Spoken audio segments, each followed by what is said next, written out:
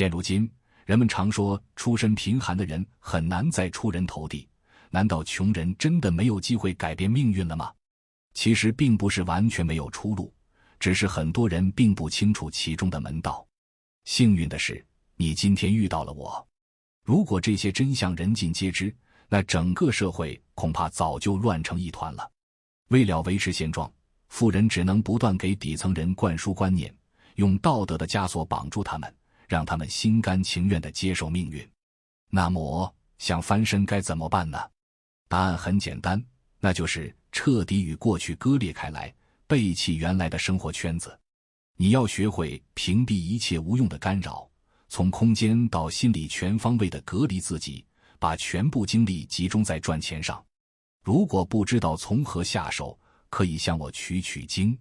这几年，我几乎完全不关心市面上的新闻，因为那些资讯不过是别人想让你看到的东西，最后往往都会反转。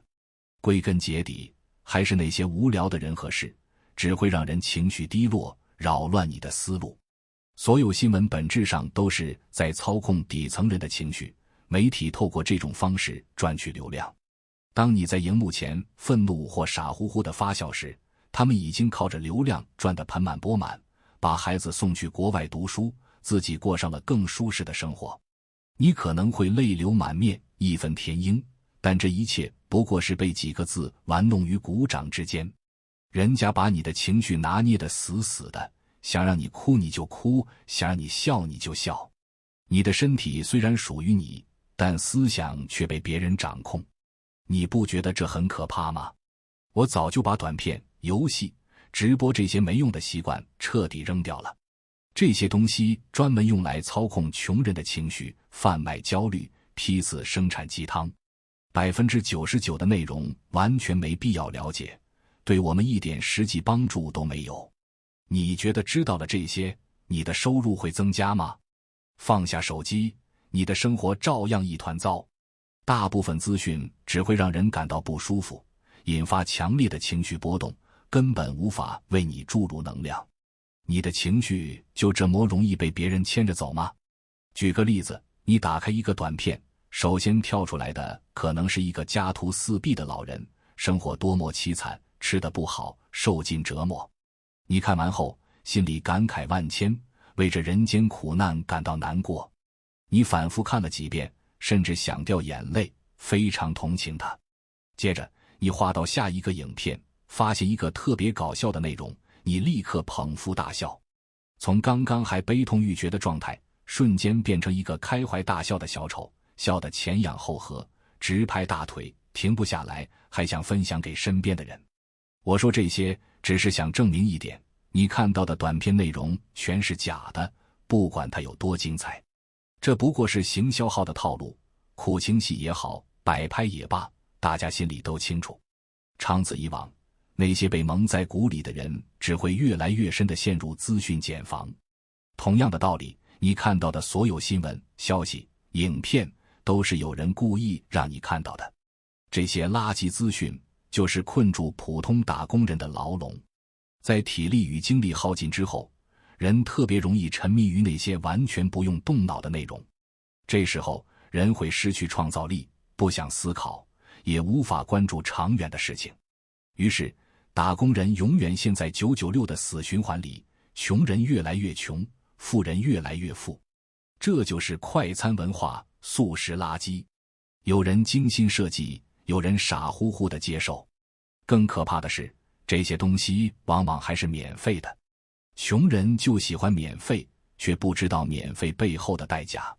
他们会觉得特别满足，但过后却空虚得要命。其实，网络的免费时代已经慢慢过去。免费的代价就是浪费时间看广告，接受大量无用资讯。穷人的特征也就显而易见了，他们宁愿看广告，也不愿意花钱买影视会员。他们宁愿挤在晃来晃去的公车上，也不舍得叫车。他们宁愿吃廉价的垃圾食品，也不愿意选择绿色健康的食材。生命的本质是时间和金钱。穷人的时间不值钱，所以他们等于没有生命，他们的生命也不值钱。贫穷就像一种病，而且这种病还会传染。你不信的话就看看，如果周围全是拿着死工资的平庸之辈，你注定跟他们一样，每天过得毫无生气。可如果身边都是充满正能量的富人或老板，你会觉得生活每天都充满希望。然而，老板和富人绝不允许别人浪费他们的时间和金钱，因为那是对他们生命的亵渎。如果你的时间不值钱，那就慢慢在底层摸爬滚打；如果你的时间宝贵，那就去找高人学习，拿出真金白银，用金钱去换取别人的时间。想要快速成长，就得花对钱，跟对人。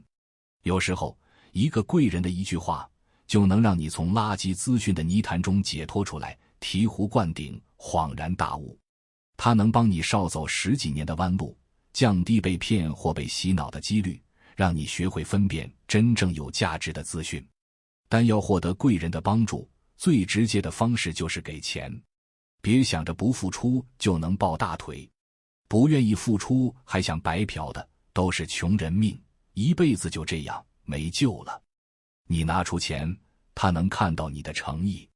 金钱是对别人的一种尊重，这是最大的诚意。贵人的时间一点都不能浪费，他们有自己的事业要打理，凭什么免费耗费时间帮你？他们的时间不是命吗？如果没钱怎么办？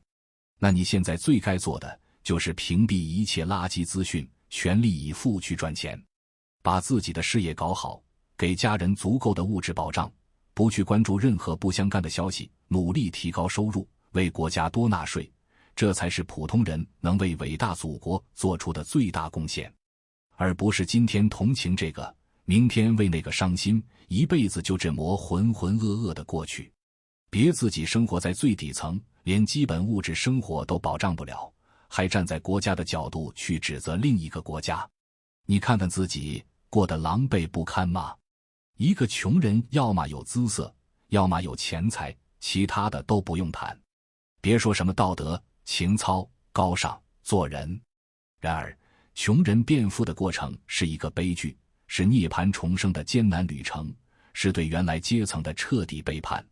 穷人的世界里有道德、人脉和垃圾资讯，富人的世界里有钱财、尊严和权势地位。